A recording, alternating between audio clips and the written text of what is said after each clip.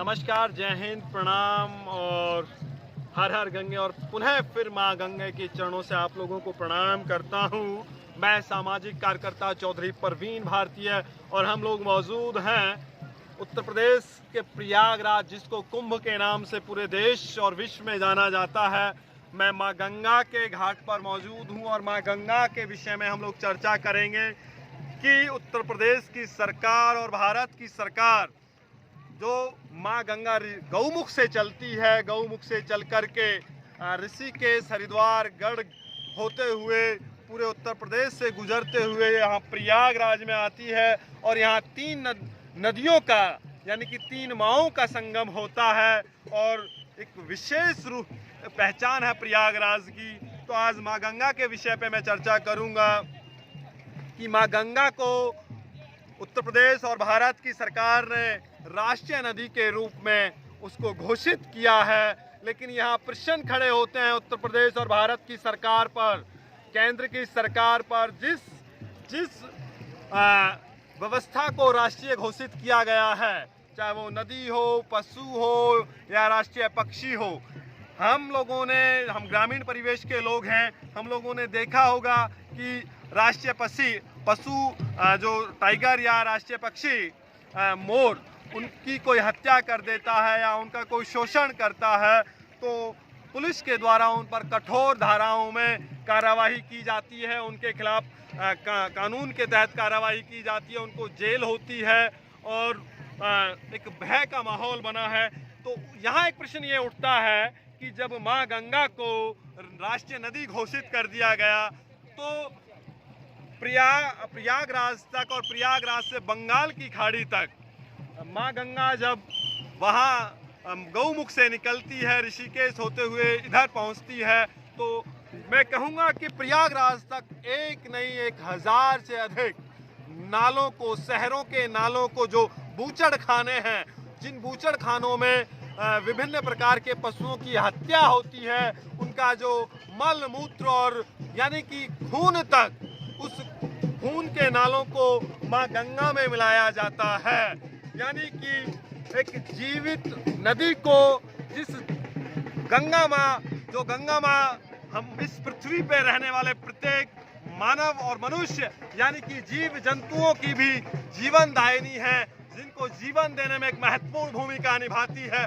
उस माँ गंगा को मारने का प्रयास देश की सरकार कर रही है और उसको रोकने का काम हम जैसे सामाजिक कार्यकर्ता और जो माँ गंगा पे काम कर रहे हैं उन लोगों को करना चाहिए। ये वीडियो बनाने का जो मकसद है वो सिर्फ यह है कि ये बात उत्तर प्रदेश और देश की सरकार तक पहुंचे कि वो माँ गंगा को बचा सकें। जो बूचड़ खानों के नाले, जो शहरों के नाले, मलमूत्रों के नाले इस माँ गंगा में मिलते हैं, उनको किसी प्रकार इसमें मिलने से रोका जाए और इस माँ गंगा को, जो एक प्राकृतिक नदी है, जो एक प्राकृतिक सदियों से अपने आप में यानी कि माँ इस पृथ्वी पे सबसे स्वच्छ नदी माना जाता है, गुणकारी नदी माना जाता है और इस नदी के जल में तमाम तरीके की जड़ी बूटियों का संगम है। इसमें इस जल के अंदर तमाम जड़ी बूटियों की यानी कि दवाइयाँ मिली हुई हैं। इस पानी को पीने और इसके स्नान से चर्म रोग और अन्य रोग दूर हो जाते हैं।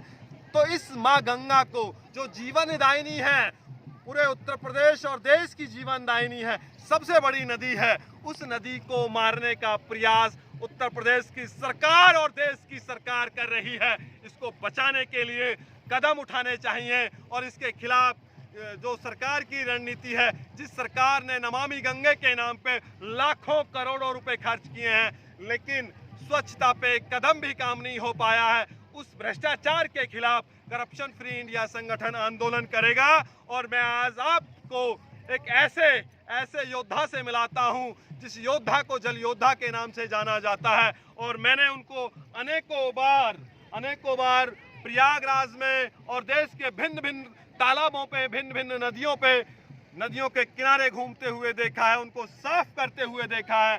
ऐसे साथी हैं हमारे जल योद्धा शेखर जी प्रयागराज के रहने वाले हैं और आज उन्होंने हमें माँ गंगा के बारे में बहुत सारी जानकारी दी है। शेखर भाई, मेरा एक प्रश्न है, आप जल योद्धा के नाम से देश में और पूरे विश्व में जाने जाते हैं। जो माँ गंगा है, माँ गंगा को राष्ट्रीय नदी कब घोषित किया? माँ गंगा को राष्ट्र नदी घोषित करने का काम 2008-9 में हुआ है जी। उस समय की जो सरकार थी आदरणीय मनमोहन सिंह जी की अध्यक्षता में उस समय की जो सरकार थी, हाँ। उस सरकार के द्वारा ये पहल हुई थी और गंगा को राष्ट्रीय नदी घोषित किया जी। और उसके पीछे एक मंशा थी गंगा को राष्ट्रीय नदी घोषित करवाने वालों की, हाँ। कि आखिर अगर माँ गंगा राष्ट्रीय नदी घोषित हो जाती है, हाँ। तो निश्चित ही उसे राष्ट्रीय झंडे जैसा, राष्ट्रीय पशु जैसा, हाँ। राष्ट्रीय पक्षी जैसा, हाँ। उसे प्रोटोकॉल मिलेगा। हाँ। जैसे एक बड़ा प्रश्न है। अभी शेखर भाई ने कहा कि जिस तरीके से राष्ट्रीय ध्वज को सम्मान मिलता है, देश के प्रधानमंत्री, देश के राष्ट्रपति और देश का प्रत्येक नागरिक उनको सल्यूट करता है, उसी तरीके से राष्ट्रीय नदी को भी सल्यूट होना चाहिए। उसी तरीके से इस जीवन दायिनी के लिए भी भारत सरकार को काम करना चाहिए। जी शेखर भाई। तो उस सरकार ने तो जल्दी में शायद एक लोगों को प्रसन्न करने के लिए, वोट बैंक की राजनीति के लिए जो भी था, उन्होंने गंगा को आनन फानन में राष्ट्र नदी तो घोषित कर दिया, लेकिन राष्ट्र नदी का प्रोटोकॉल नहीं दिया। परिणाम, मेरा कहने का मतलब है कि क्या कभी कोई राष्ट्रीय झंडे पर गंदा मैला डाल सकता है क्या? क्या कोई कभी राष्ट्रीय झंडे को फाड़ सकता है क्या? क्या कभी राष्ट्रीय झंडे को उल्टा टांग सकता है क्या? नहीं, क्योंकि वो देशद्रोही होगा। ये उसका प्रोटोकॉल है। राष्ट्रीय पशु पक्षी पर कोई अनैतिक कृत्य नहीं कर सकता, क्योंकि ये उसका प्रोटोकॉल है। उसको कोई बांध नहीं सकता, उसे कोई अपना गुलाम नहीं बना सकता, ये उसका प्रोटोकॉल है। तो माँ गंगा अगर राष्ट्रीय नदी है, तो इसमें कोई कैसे इसे बांध सकता है, कोई कैसे इसके जल का बाजार कर सकता है, कोई कैसे लाखों लाख नाले डाल सकता है, कोई कैसे माँ गंगा के साथ किसी भी तरह का कमाई का रास्ता ढूंढ सकता है।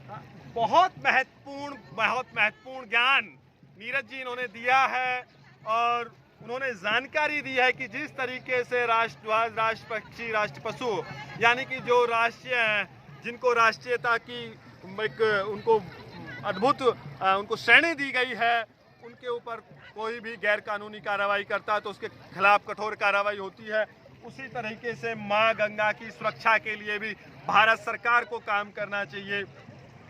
दूसरा मेरा एक प्रश्न है कि आप जल योद्धा के रूप में इलाहाबाद, प्रयागराज और देश के अन्य कोनों में काम करते हैं, तो क्या अपील करना चाहते हैं भारत सरकार से कि किस तरीके से माँ गंगा और यमुना को बचाया जा सके? बस मेरी अपील यही है कि इसमें भारत सरकार या यूपी गवर्नमेंट कोई नहीं वो करता है, सरकारें तो आती और जाती हैं जी। लेकिन इसमें जो मुख्य रोल है वो संत समाज और सरकार तीनों का होना चाहिए, क्योंकि कहीं न कहीं जो कुंभ लगाए जाते थे, वो कुंभ लगाने के पीछे यही कारण था कि वहाँ पर सरकार का मतलब, चाहे आज की लोकतांत्रिक सरकार हो या उस समय की राज व्यवस्था थी, सरकारों का काम था यहाँ का मैनेजमेंट देखना, यहाँ की व्यवस्थाओं को संचालित करना।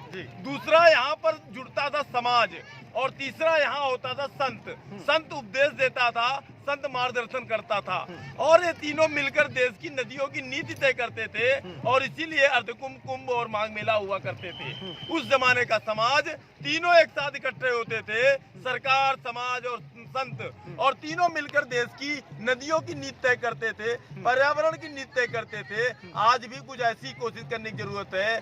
कम से कम मेरा कहना यह है कि माँ गंगा को बख्शा जाए, बांधों से उनको आजाद किया जाए, नए बांध न बनाए जाएं और उनका न्यूनतम जल प्रवाह उनको दिया जाए, तभी जाकर हम गंगा को बचा सकते हैं या देश की नदियों को। साथियों, मैं अंतिम इस वीडियो में ये कहना चाहता हूँ कि माँ गंगा, माँ सरस्वती, माँ यमुना और यमुना के साथ साथ उनकी सहयोगी नदियाँ सब अपने आप में स्वच्छ हैं, प्राकृतिक वो अपने आप साफ हैं, लेकिन उनको हमें गंदे होने से बचाना है।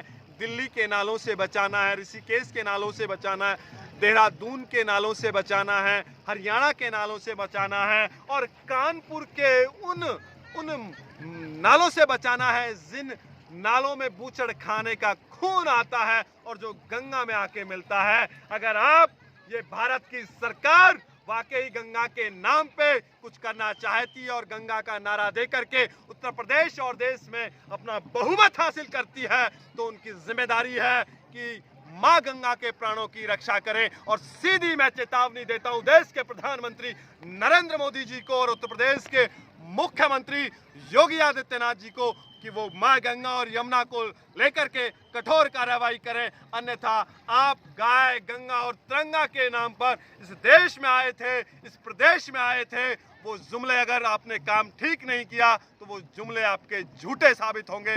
साथियों, इसी के साथ मैं विदा लेता हूं। जय हिंद, जय भारत और आप लोगों को पुनः प्रणाम। हर हर गंगे, जय मां यमुना नदी।